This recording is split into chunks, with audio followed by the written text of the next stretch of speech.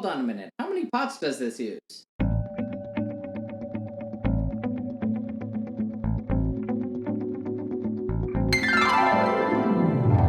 And welcome back to Cliffieland. This is Weekend Country number 131 on our second attempt of cooking the food of every single country in the world. And tonight we're up to the nation of Pakistan. Pakistan, located in South Asia, is bordered by China, India, Iran, Afghanistan, and shares maritime borders with last week's country of Oman, and is just kind of like that far away from Tajikistan. Its food is a delightful combination that reflects its large and varied history and ethnic diversity. There are a lot of differences between sort of like the East, where the dish is a little more spicy, and the West, where they're a little milder. But generally speaking, the food is a reflection of a lot of the cuisines of South Asia, in that it is influenced by the foods of India and China and Central Asia, as well as the Middle East. It has some various combinations and differences between the food of Pakistan and the Middle East, in that the dishes of Pakistan will tend to be a lot more spicy and will involve a lot more rice. So this all factors into how things went when we tried this before. So let's see how things went when we tried this last time.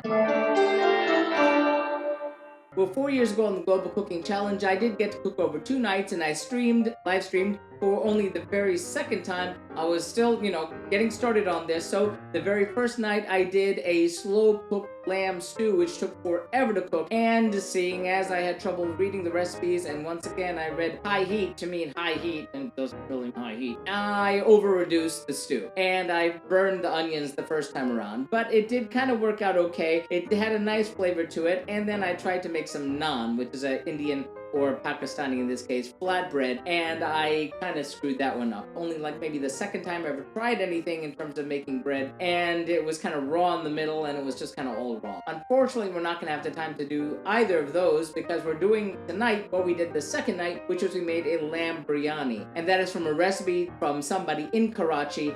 It is seems to be very traditional in that it does some of the basic things that a biryani will do, in where you'll have the meat cooked separately from the rice, and then eventually the two get cooked together, and that's where all those pots come in. I wound up doing it okay. It tasted quite nicely, even though I did kind of screw up a few places along the way, and I'm looking forward to trying that one again this time. So at this point, we need to see what goes into that dish. For our lamb biryani, we'll need 1 cup of canola oil, 3 large yellow onions thinly sliced, 1 tablespoon of garam masala, 1 teaspoon of crushed red chili flakes, half a teaspoon of turmeric, 18 black peppercorns, 9 pods of green cardamom, 3 pods of black cardamom, 2 2-inch sticks of cinnamon, 6 cloves of garlic minced, 6 tomatoes cored and diced, 5 long green chili peppers stemmed and minced, 1 1.5-inch piece of ginger peeled and minced, 2 pounds of trimmed lamb shoulder cut into 2 or 3-inch pieces, kosher salt to taste, half a cup of plain yogurt, 3/4 of a cup of roughly chopped mint leaves, 1/4 cup of roughly chopped cilantro, 40 threads of saffron crushed, or basically a heaping half teaspoon, 2.5 cups of white basmati rice soaked in cold water for 30 minutes and then drained, half a teaspoon of cumin seeds, 4 whole cloves, 2 dried bay leaves, optionally rose water or kebra essence, optionally red or orange food coloring. Like I said, this recipe comes from someone in Karachi. Although biryani dishes will vary widely, there's a whole lot of different versions from across the region and the diaspora. So we're hoping this one works out well. Let's get cooking. In a 5-quart skillet, heat a 1/4 cup of oil over medium-high heat. Then add the onions and cook, stirring occasionally until dark brown, about 20 to 25 minutes. Transfer to a bowl, set aside. Then in a 5-quart pot, heat the remaining oil over medium-high heat. Then add the garam masala, chili flakes, turmeric, 10 peppercorns, 5 green cardamom pods, 2 black cardamom pods, and 1 cinnamon stick. Cook, stirring until fragrant, about 1 minute. Then add the ginger, tomatoes, chilies, and garlic, and cook, stirring for about 2 to 3 minutes. Then add the lamb, Season with salt and cook until lightly browned, about 5 minutes.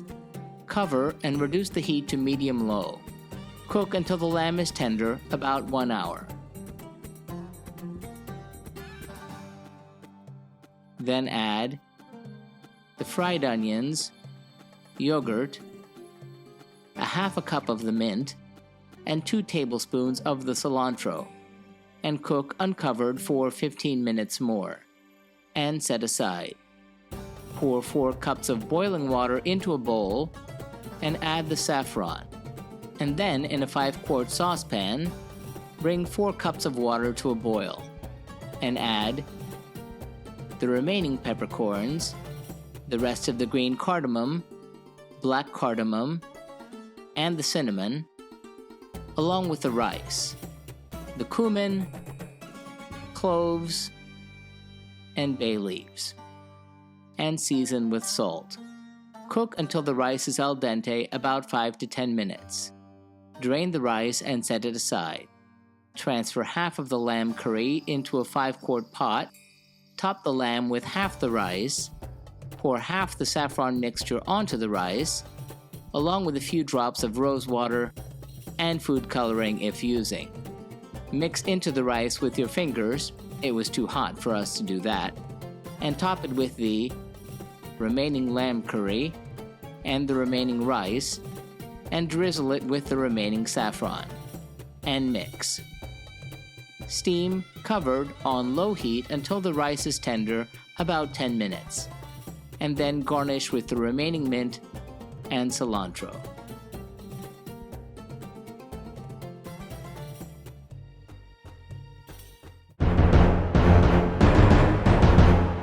How did that turn out? Well, it was really complicated, tons of different things involved, and I did kind of screw up a little bit in that once again I read that as high heat. I lowered it to medium high, but still I did burn the spices and the garlic and the ginger. So while it had a really delicious flavor, I know it could have been much better, and it will be much better the next time I try it. Still, it had the fantastic combination of creaminess from the yogurt, and the lamb was nice and tender. It had the nice herbaceous elements, which is traditional in Pakistani cooking.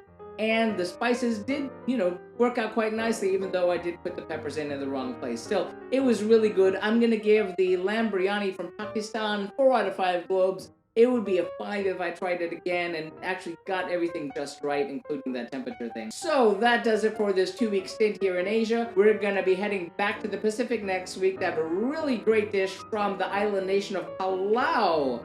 See you then.